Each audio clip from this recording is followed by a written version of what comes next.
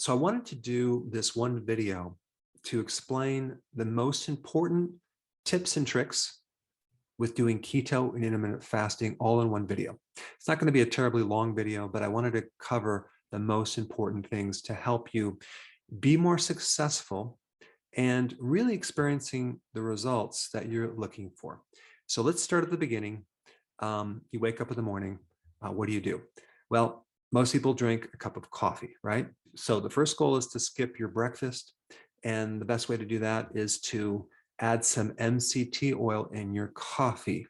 Start with 1 tablespoon, because if you start with too much, you can end up with diarrhea. So MCT oil is a type of fat, usually from coconut oil, that's going to allow you to not be hungry for the next several hours. Okay, so you put that in your coffee, you mix it up. If you work up to 2 tablespoons, you're going to find that you're really not going to be hungry. It's going to actually give you energy. Now, what I normally do is after the coffee, and you can do this before the coffee, I like lemon water, but I take the whole lemon and I blend it with water. I don't take the juice of the lemon anymore. Now it's going to be very, very tart. So you can add, several drops of stevia, or what I do is I put my electrolyte powder in this mixture, like 1 scoop. That way you get the potassium, magnesium, so you have more energy. So we have this super powered lemon water with electrolytes or without it. That gives you a lot of vitamin C, but it also gives you something called citrates, which help prevent kidney stones. Okay, so now that you're not hungry in the morning, you go all the way to noon and you have your first meal. I recommend doing maybe a tablespoon of apple cider vinegar in a glass of water. Drink that. That will help you digest. It's also going to help your blood sugars, but you don't have to necessarily do it before the meal. You can do it while you're fasting, but apple cider vinegar is a really good thing to take when you're doing this for energy, for blood sugars, to help speed up the improvement of the insulin resistance. Now, as far as the meal goes, I always recommend doing your vegetable or salad before your protein. Why? Because I found that if you're going to do what I usually recommend is between 7 to 10 cups of vegetables per day, which a lot of people can't do that initially, that means you're going to have to do a big salad, right? I mean, a 5-cup salad is not that big. And maybe you could do a 5-cup salad and then for dinner do like 3 cups or 2 cups, right? It's not hard to do that. Now, if you're doing other vegetables like broccoli, cabbage, Brussels sprouts, more dense vegetables, you're not going to be doing 7 to 10 cups, okay? Maybe you do 4 to 5 cups. So I recommend doing the vegetable or salad first, because it's that way it seems to work out a little bit better. So on the salad, one thing that I do that actually tastes quite good is I sprinkle Nutritional yeast flakes on the salad. It's a way to get my B vitamins through the day, and it will definitely reduce your stress. And it actually tastes a little bit like Parmesan cheese. So it's a great thing to sprinkle on your salad. I would highly recommend getting the one that's non-fortified, because the fortification, they put these synthetic vitamins in there, and I'll put a link down below if you want more information on that.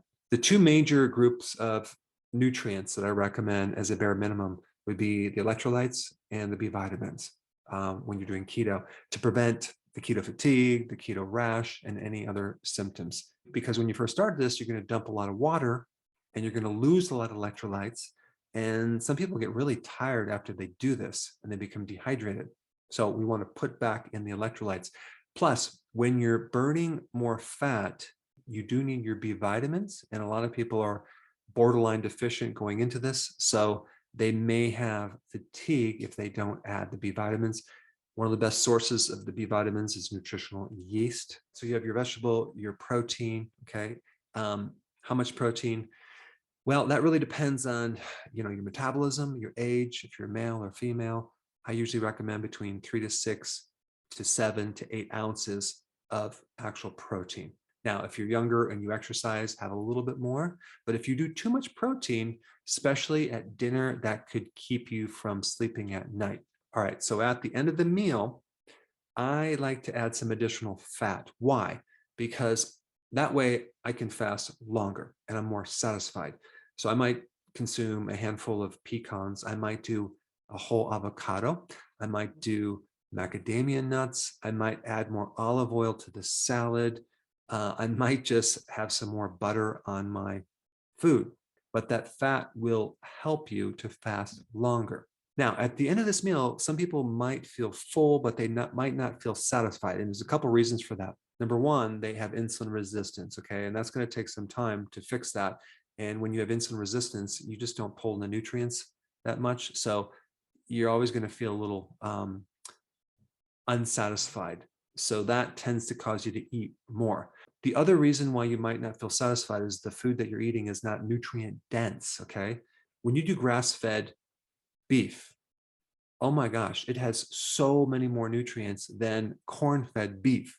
And you won't know it until you try it. So even though it might have more of an, I don't know, earthy taste to it or a kind of a different taste, it's way more nutrient dense, more omega-3 fatty acids. There's even phytonutrients in there because the cow has eaten a lot of grass. So we have way more beta carotene and way more retinol, vitamin A and vitamin E, and more trace minerals. I mean, if you think about it, a cow that is fed a lot of corn, that is very unnatural, has much more marbled fatty protein. Like their muscles are more fatty. Well, guess what? Some of these cows develop insulin resistance, and that creates a nutritional deficiency in the cow. And then you eat that meat and you have less nutrition.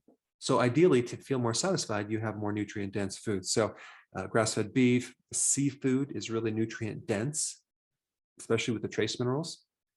Shellfish is another good one. If you could do liver, that would be good. Eggs, pasture-raised organic eggs are very nutrient dense. Wild-caught fish is more nutrient dense, like salmon, versus a skinless chicken breast or protein powder, or getting your foods from a fast food restaurant. Even though you take the bun off to make it keto friendly, it's low quality. But I don't want to overwhelm you, okay? So there's really two phases to this. The first phase is just to do low carb, even if it's dirty keto, doesn't matter. Just start doing low carb. Second phase is to increase the quality of what you're eating, okay? And that takes a little bit more knowledge, a little bit more time. So do what you can. Something is better than nothing. So if you have to start doing low carb, and regardless of the quality, do that. So we have this first meal. Now we're going to fast until dinner, okay? Now, a couple of tips for fasting. You can do different types of herbal teas. Green tea is a really good one. Turmeric tea is a really good one to help you fast longer and to spike autophagy, which gives you all these other cool benefits of anti-aging and more brain health. All right, we get to the second meal. You can do another drink with apple cider vinegar with water to help your digestion, and then do your fat. At this time, maybe you want to do a good handful of sunflower seeds, which gives you a little bit more fat, and the B1. Now, at this time, it might be 6 o'clock, okay? Let's say, hypothetically, you're going to go to bed at 10 o'clock. I wouldn't recommend if you're older and you potentially might have bladder problems waking up at the middle of the night. I would recommend not drinking past, like, I don't know, 7. So that would be 3 hours before you go to bed. So in other words, drink a lot of water through the day, and definitely maybe after dinner and maybe right at 7, but not drink a lot of liquid like 7, 8, or 9 o'clock, because that sleep is going to be very, very important. And the less water you drink, the better. Now, this is a really key thing between the last meal and before you go to bed. A lot of times, I know this might be hard to believe, they want to snack on foods. And this is the killer for staying in ketosis. Some people nonstop snacking between the time that they eat dinner and the time they go to bed. So the most important tip is to just do not have snack foods in your house.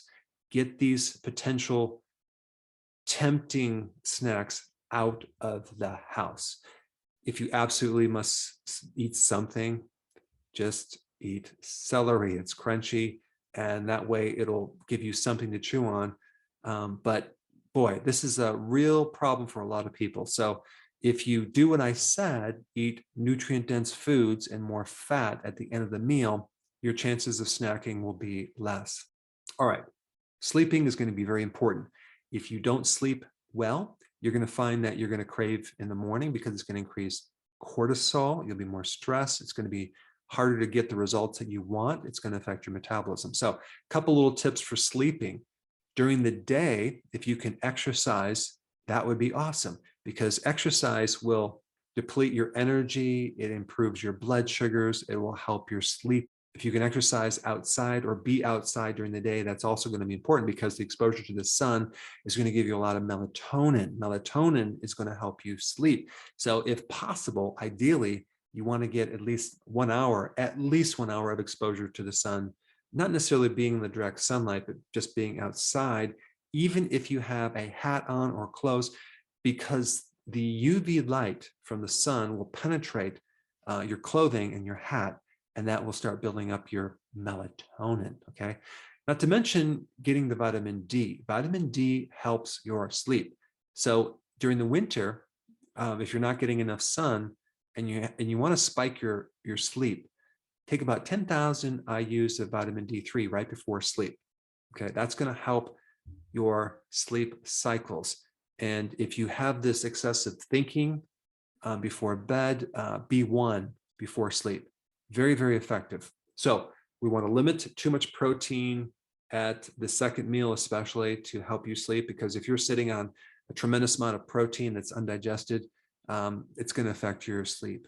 Make sure you get enough melatonin by getting sun. Don't take the melatonin supplement, okay? That's going to create another problem. Get your melatonin from the infrared wave from the sun, and then you have the B1 and then the D3. All right, and I forgot to mention this with exercise. To maintain energy with exercise, you need your electrolytes, especially sodium, okay, and potassium. So make sure when you do this keto that you start adding more sea salt to your meals. If you don't, you'll be deficient in sodium, and that's going to make weak muscles. You're going to feel like, wow, I just don't have the energy to exercise. It's usually low sodium, which is very easily handled by putting more sea salt on your foods. Now, as far as the potassium, that's another electrolyte that's going to keep your energy up, and you're going to get potassium and magnesium from your salads and the electrolyte powder. And I even want people to feel the difference by adding just more sea salt and potassium to how much more effective their exercise is in endurance, strength, and the desire to exercise, versus being deficient in those two. Boy, it's dramatic. You just don't feel like working out. You don't have the energy. You're dragging all day. Now, a couple more important things. So if you've checked out, just check back in, because this is going to be really important. We don't want you to plateau, right? It's the little things that make a big difference. For example, one way to knock yourself out of ketosis is by doing the diet artificial sweeteners, okay? They can really mess you up. So that's a really important point. The other point is there's hidden sugar in even keto-friendly bars, desserts, snacks. Yes. And even though you might be below the 50 grams of carbs, maltodextrin, dextrin are not classified as sugars, believe it or not. I've done a whole video on that. Don't trust it. Read the ingredients first. In fact, if you can avoid the keto snacks altogether, you're probably going to be in better shape. Also, the so-called keto electrolyte powders out there have maltodextrin hidden in their natural flavorings. Yes. So that's another thing that I didn't even know until probably a year and a half ago, but they use maltodextrin as a spray agent to dry out certain flavorings. So I had a hard time finding a company that didn't add the maltodextrin to the ingredients, both in the citrate form of the minerals as well as in the natural flavorings. So maltodextrin is worse than sugar. It's worse than glucose. It's like really high on the glycemic index. All right, a couple other things. Honey is sugar, okay? Avoid it. Read ingredients with honey and avoid it. And there's a lot of other forms of sugar, like date sugar and coconut water. There's a lot of sugar in that. And so realize just a little bit of that sugar or carb can knock you out of ketosis for a considerable amount of time, up to 48 hours. So if you're wondering why you're not getting results because every other day you're having these hidden sweeteners, that's why. You see, the goal is to get you to do this right long enough for you to feel what you should feel like as far as the energy, the cognitive benefits, not just the weight loss, but just feeling really good, because that healthy feeling, that feeling of wellness, the feeling of being energetic is so, so important, especially as you get older. You'll find out it's very valuable. Last few tips. The best indicator to know that this is working is your appetite. Okay, your appetite goes away, not weight loss, because it's get healthy, then lose weight, not lose weight to get healthy. So one of the best indicators of getting healthy is switching over to burning your fat. That's a very, very healthy state that's going to create a lot of additional health benefits. So the loss of appetite means that you're doing this, okay? So go by that as the most important thing, especially when you start out. Don't weigh yourself too frequently, because we don't want to focus on your weight, okay? We want to focus on energy, appetite, cravings going away, and then your clothes feeling looser. And last little point, if this is overwhelming, something is better than nothing. Just do low carb, okay? Or just do fasting as a starting entry point, because even if you have to start with dirty keto and do the Atkins bars to help you, which is loaded with a bunch of crap, but at least it's below 50 grams of carbs, that would be better than nothing. Now, the next best video I think you should watch would be the one that I did on the 7 to 10 cups of vegetables. Check that one out. I put it right here.